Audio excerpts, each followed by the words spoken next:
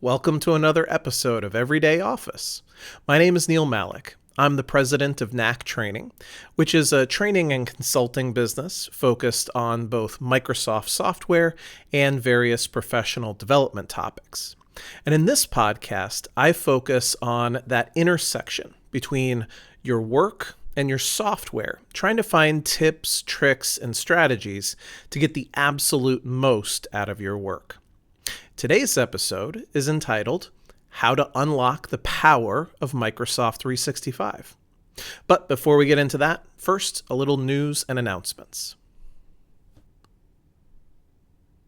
For my news today, I'm not going to share something that is absolutely cutting edge, but something that has been gradually rolling out over the past 9 months or so. So a long time ago, Microsoft announced that they were going to implement this new strategy called the Fluid Framework, where the work that you did was smaller, more compartmentalized. It wasn't going to be pure Word documents and PowerPoint presentations from now on, but instead allowing you to sort of bite off small amounts to work on. And it seemed like nothing happened with that for a long time. But over the last year, Microsoft has been rolling out Microsoft Loop to all of us. And with Loop, it first started with what's known as Loop components, and then it moved on to the Loop workspaces. Next week, I'm going to have on my podcast my coworker Denise, who's going to talk to us about the finer points of what Loop can actually do for us. But to give you a little bit of a hint of what's coming next week, what we're going to be talking about is how you can create these individual smaller elements that can be collaborated on outside of the broader context of a big document. And then, theoretically, you could take that small component that you're working on and integrate it back into the documents and presentations that are the crux of our overall work.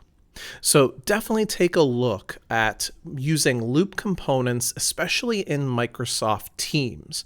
The next time you send a chat message to one of your coworkers, right next to the chat box at the very bottom, look for the tiny little Loop icon. Click on it and take a look at what it would be like to collaborate on a task list or a paragraph or a table inside of Teams in such a way that you could then turn around and use it other places. And now for the heart of today's episode. I do this class at least once a week for various clients. It's called Introduction to Microsoft 365. And basically every time I deliver that class, the vast majority of the people who are in the class, even folks who are in more high-tech parts of the organization like IT, even people who are more technically savvy, they're always surprised by what I have to tell them about how to understand Microsoft 365 so that it really unlocks for you and gives you the benefits that you need. And so here today, I want to talk you through it for a moment, and hopefully this will let you and your coworkers really work more effectively using things like Teams. So here's the way I want you to think of it. In your head right now, I'd like you to split the screen into two parts. And in one part of the screen, I want you to label it things that I own.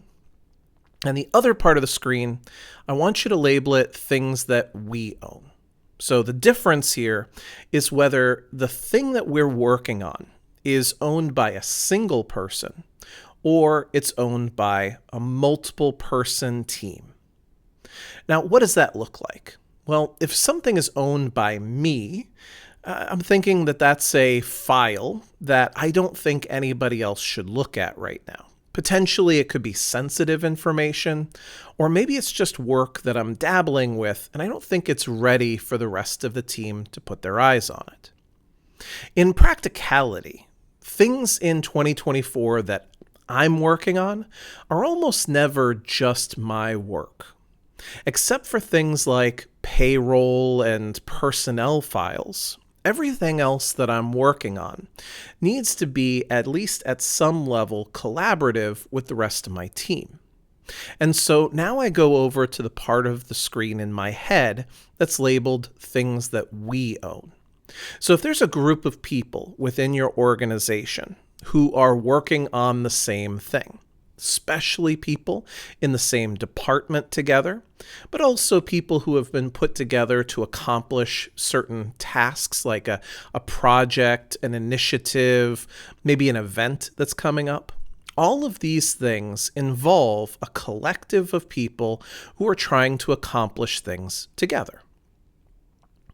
And in Microsoft 365, that simple decision, do I own this myself, or do I own this alongside the rest of my team, really cuts down the middle of every single thing that you're going to do in the future.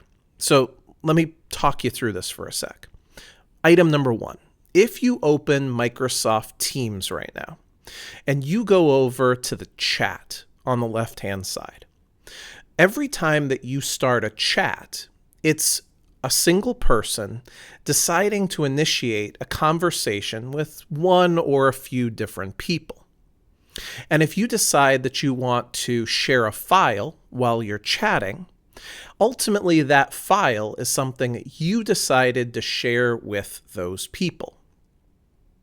Although you can decide to start a chat with a very specific group of people, ultimately you can create many chats with every different combination of people inside your business you can think of. And so the only thing that Teams has to focus its efforts on is the fact that you are involved in that chat conversation. So something interesting happens there. Let's say that you do, in fact, send a PowerPoint presentation over chat inside of Microsoft Teams. Well, when it comes to file storage, there are only 2 places that files can go in Microsoft 365. Those 2 places are your OneDrive, which is a place that's owned by you, and SharePoint, a place where files are shared. Now again, Teams looks at this environment, looks at the fact that you're chatting with a random smattering of people, and what it decides to do is it decides to take that file and put it in your OneDrive and share it with just those specific individuals.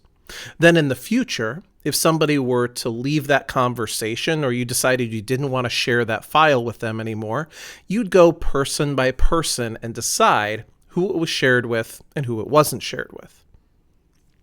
Now, on the other hand, if you go over to the left side of your screen where the chat bubble is, and you look one below that, you're going to find the Teams icon.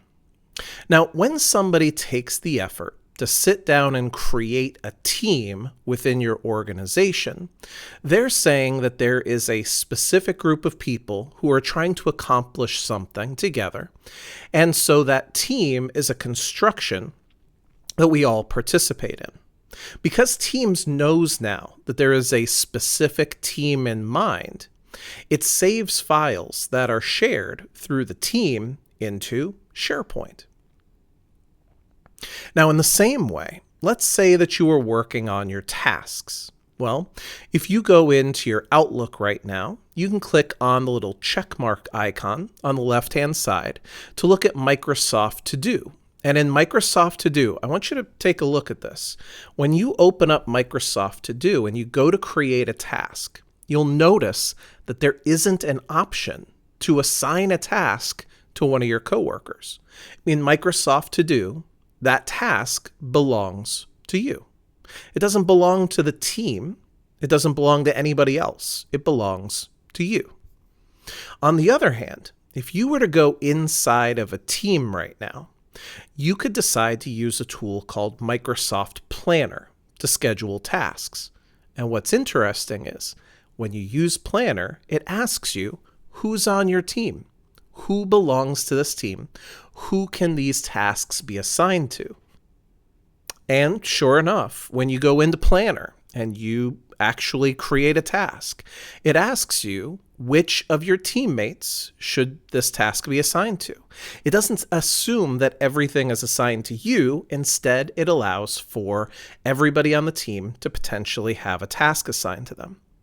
So this is how to think about Microsoft 365. If you're doing a lot of independent work, then you should be using chat, and you should be using Microsoft To Do, and you should be using your OneDrive.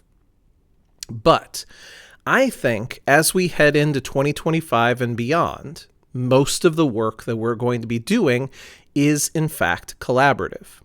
And this is where what's called the Microsoft 365 group comes into play.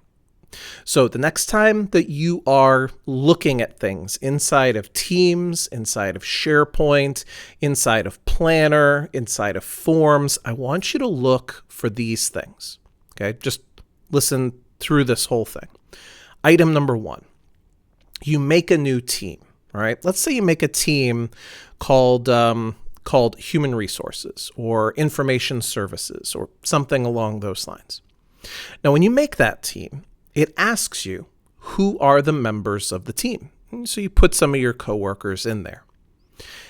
Now, as we talked about, let's say that you're working on files. Files can only either go into OneDrive or SharePoint. So when you go to the Information Services team and you click the tab at the top of the page for files, you'll see that there's a button that says open these files in SharePoint. And if you push that button, you'll see that the name of your team, in this case, let's say it was Information Services, is now also the name of a SharePoint site. That SharePoint site opens up specifically connected to the team. So you now know that if you belong to a team, you are also connected to a SharePoint site with the same name. Now, let's say you go into Microsoft Planner. You go to Microsoft Planner and you say, hey, I'd love to make a new plan. And as soon as you go to make a new plan inside a planner, it's going to ask you, hey, what group do you want this plan associated with? And sure enough, on that drop-down menu, that team that you belong to is available. So now we have a team, and we have a SharePoint site, and we have a plan, all of which are associated with the same group of people. Now let's do one more quick exercise. Go into Microsoft Forms. And when you go into Microsoft Forms, it'll say up at the top, do you want to make a new form? But down at the bottom, it'll say, hey, by the way, you could also go into any one of these groups. And I bet you know what I'm going to say. Those groups are the names of the teams that you belong to. So if you go down to that list, you can find the group named after the team that you belong to. And you can say, I'd actually like to make this form be connected to that team. And this is the key. If we keep on reusing our team for our tasks and our forms and our files and our communication, we can be sure that every single thing that we do is all interconnected. And not only that, but right now, let's say that there are 7 people in your department. And let's say that one of the people in the department retires and you go off and you hire 2 new members of the department. You know how easy it is to onboard those people? All you have to do is add them to the team, and all of a sudden, they have access to all the tasks, all the forms, all the files, all the conversations that you're having, everything across the board. Now, here's what's really interesting. If you'll stick with me for just another minute, I want to talk to you about how my business runs. Okay? So we have teams for the product that we create, for the marketing that we do, and we have a team for the day-to-day operations. We have a small team of people, so we don't need that many teams to break up our information. Now, for day-to-day operations, We want to make sure that we don't lose track of any useful piece of information, that we don't get lost when it comes to what we said during meetings and things like that. So here's the full thing that we do. Number one, every member of my team has a subscription to Microsoft 365 Copilot. Number two, all of our internal meetings are conducted over Microsoft Teams and they're recorded. And number three, and this is the one I want you to hear me on, all of our Teams meetings are connected directly to a channel in the operations team. Here's how we do that. You go into the calendar inside of Microsoft Teams. You go to schedule a new meeting. And about halfway down the page, it asks you if you want to connect that meeting to a channel. So we choose one of the channels of our operations team, and we say, yes, the meeting will be held here inside of that channel. Now, what happens is we have the meeting is recorded, the meeting potentially uses files and whiteboards, and Copilot is analyzing the meeting as it happens. Then afterward, the meeting, the recording, the files, the whiteboards, and the Copilot recap of everything that happened in that meeting is then held in that channel of that team. And as our team changes, all somebody has to do is get assigned to the operations team, and they will have access to all those recordings, all those recaps, all those whiteboards in an instant. And that's really, I think, the promise of the future when it comes to using Microsoft 365 on an everyday basis.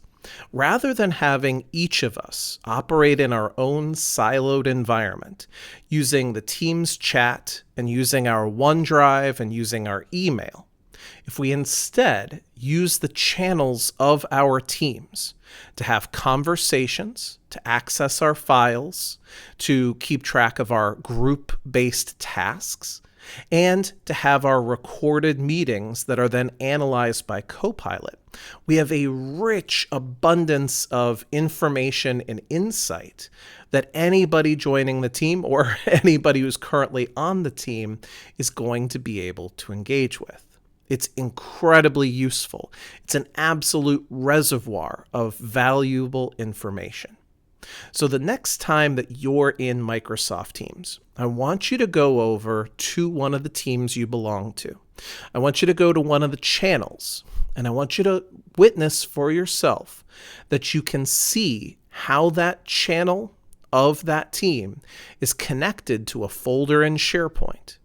I want you to see how you could easily create a new plan that was then the basis of all the tasks that are assigned to your different team members. And I want you to see how, if you had a meeting, you could connect that meeting to a team. And that way, everything is interconnected and everything is available to all of your teammates. All right, everybody, that's it for today's episode. Thanks so much for listening. I hope that today you found some useful, valuable information and that you're thinking about how to get your team to use Teams and SharePoint and Planner all more effectively. If you have any questions at all that you would like to see answered during this podcast, again, go ahead and email us, help@knacktraining.com. And if you're interested in following up with us to get any work done, go ahead and email info@knacktraining.com. Don't forget to subscribe to this feed to get weekly tips and tricks. And until next time, have a lovely week.